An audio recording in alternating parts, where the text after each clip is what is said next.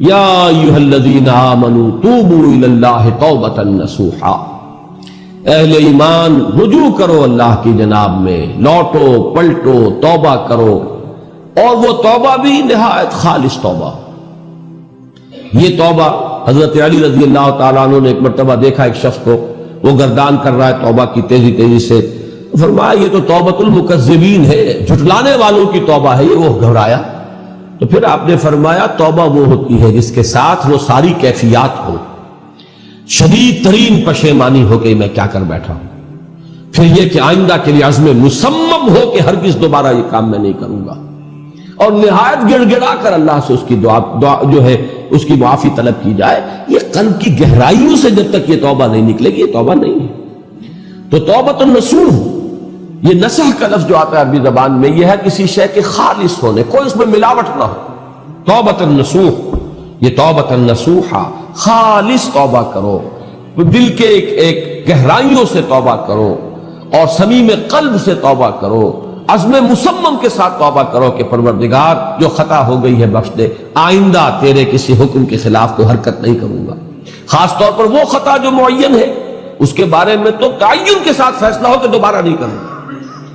اس میں ہو سکتا ہے، جیسا کہ میں نے شاید آج دن میں کسی گفتگو میں عرض کیا تھا، بعض طبائع ہوتی ہے مریض، ان کی قوت ارادی جو ہے کمزور ہوتی ہے، اس وقت وہ خلوص دل سے بھی اگر طے کر رہے کہ یہ کام دوبارہ نہیں کروں گا، تو وہ کمزور قوت ارادی کی وجہ سے اس پر قائم نہیں رہ سکتے، کل یا پرسوں یا کچھ عرصے کے بعد پھر پھسل جاتے ہیں۔ اس سے وہ توبہ باطل نہیں ہوگی، اس بات کو سمجھیے، یہ نہ سمجھیے کہ میں انکریج کر رہا ہوں، لیکن مسئلے کو سمجھ لیجیے۔ جس وقت انسان توبہ کر رہا اس وقت عزم مصمم کا ہونا ضروری ہے۔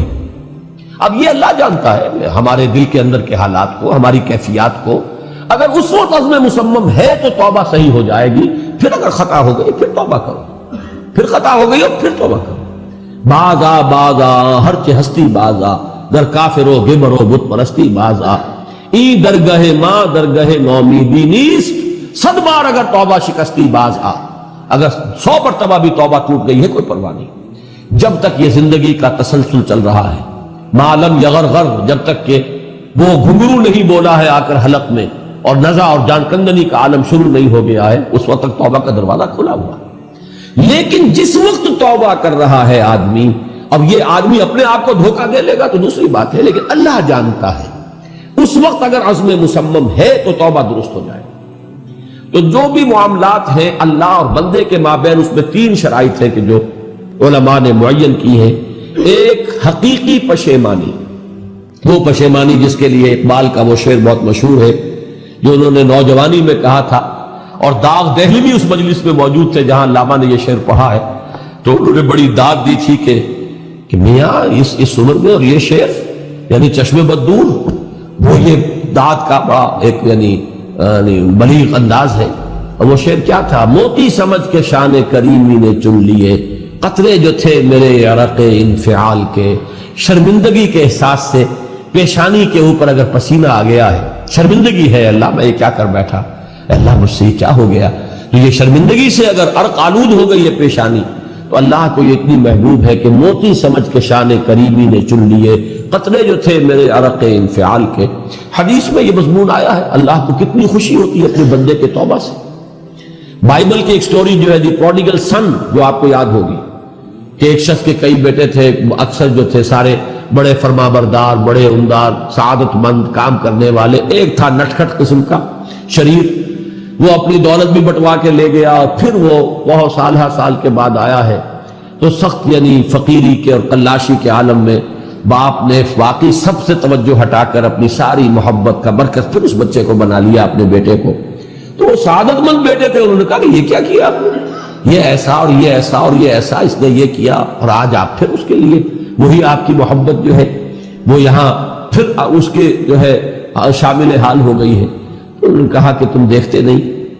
کہ اگر کوئی چرواہا ہو اور اس کی اگر 100 بھیڑیں اور بکریاں ہیں، تو اگر کوئی بھیڑیا کسی ایک بکری کو اٹھا کر لے جائے تو 99 کو چھوڑ کر اس کے پیچھے بھاگتا ہے اس کو بچانے کے لیے۔ جو میرے ہیں وہ تو ہے ہی ہے، جو مجھ سے دور چلا گیا تھا وہ اگر لوٹ کر آیا ہے تو در حقیقت یہ ہے میری توجہ کا اور میری محبت کا سب سے زیادہ مستحق۔ یہی معاملہ اللہ کا، یہ در حقیقت ایک پیرابل ہے، ایک کہانی ہے جس میں اللہ کی وہ شفقت جو ہے اپنے گناہگار بندوں کے جو شامل حال ہوتی ہے جب وہ توبہ کرتے ہیں، جس کے لیے حدیث میں آخری بات بیان کر دی گئی کہ تصور دیا گیا ہے کہ ایک لق و دق سے راہ میں ایک شخص سفر کر رہا تھا، ایک ہی اونٹنی سواری کی، اسی پر اس کا راشن بھی تھا، پانی بھی تھا۔ تھوڑی دیر کے لیے وہ ایک درخت کے سائے میں بیٹھا سستانے کے لیے، دھوپ کی تمازت سے بچنے کے لیے، تو ذرا بیٹھا بیٹھا اونگ گیا۔ اب جو آنکھ کھلی تو دیکھا کہ اونٹنی غائب ہے، اس کا سفر کا ذریعہ وہی، پانی اسی پر، راشن اسی پر، گویا کہ کل زندگی کا ذریعہ جو ہے وہ اونٹنی تھی اس کی۔ لق و دق سے رہا ہے، کہاں جائے؟ کہیں پانی نہیں، کچھ کھانے کے لیے نہیں، دیوانہ وار دوڑتا ہے دائیں بائیں ادھر ادھر اونٹنی کو ڈھونڈنے کے لیے، کہیں سراغ نہیں ملتا۔ تو وہ اب موت کے انتظار میں درخت کے نیچے آ کے بیٹھتا تھا، مایوسی کی انتہا، موت کا انتظار، کہ اچانک دیکھتا ہے کہ اونٹنی تو کھڑی ہوئی ہے۔ تو اب اس پر شادی مرگ کی کیفیت طاری ہوتی ہے۔ وہ کہنا تو یہ چاہتا تھا اللہ میں تیرا بندہ ہوں تو میرا رب ہے، کہہ یہ جاتا ہے کہ اللہ تو میرا بندہ میں تیرا رب ہے۔ زبان لڑکھڑا گئی ہے اس خوشی کی شدت کی وجہ سے۔ تو حضور فرماتے ہیں کہ اللہ کو اپنے کسی گناہگار بندے کی توبہ سے اس سے بھی کہیں زیادہ خوشی ہوتی ہے۔ تو اس کو ذہن میں رکھیے، توبہ کا بڑا اونچا مقام ہے۔ ہمارے ہاں شرائط بھی سخت ہیں، 3 شرطیں وہ، ایک عزم مصمم، ایک پشیمانی، حقیقی پشیمانی، نمبر 2 عزم مصمم کہ اب دوبارہ نہیں کروں گا، نمبر 3 ایک مرتبہ ضرور اس کام کو چھوڑ دینا، یہ گویا کہ اس کے عزم مصمم کا فوری ثبوت ملنا چاہیے۔ کچھ دنوں کے بعد پھر کہیں جذبات کا رحلہ آئے، کوئی اور خطا ہو جائے، بات دوسری ہوگی۔ اور جو حقوق العباد کا معاملہ، اس میں 4تھی شرط اور ہے، اس لیے کہ حقوق العباد کی کوتاہی جو ہے اللہ تعالیٰ معاف نہیں فرمائیں گے۔ وہ تو وہی بندہ ہے جس کی آپ نے حق تلفی کی ہے، کسی کی غیبت کی ہے، کسی کی چغلی کھائی ہے، کسی پر تہمت لگائی ہے، کسی کا مال ہڑپ کیا ہے، کسی کو دھوکہ دیا ہے، کسی کی عزت پر حملہ کیا ہے، تو وہ تو وہی معاف کرے گا۔ یا یہ کہ آپ کی جو نیک اعمال ہیں وہ اس کو دے دیے جائیں گے قیامت کے دن، اور اگر آپ کے اعمال ختم ہو جائیں گے تو اس کے گناہ جو ہے وہ آپ کے کھاتے میں ڈال دیے جائیں گے۔ بہرحال جو 4تھی شرط ہے حقوق العباد کے معاملے میں کوتاہی میں توبہ کی، وہ یہ ہے کہ آپ یا معافی طلب کریں یا تلافی کریں اس شخص کی جس کے کہ حقوق کو آپ نے تلف کیا۔ جیون ہر کوئی آنکھیں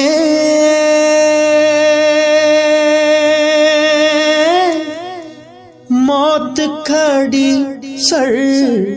اتے،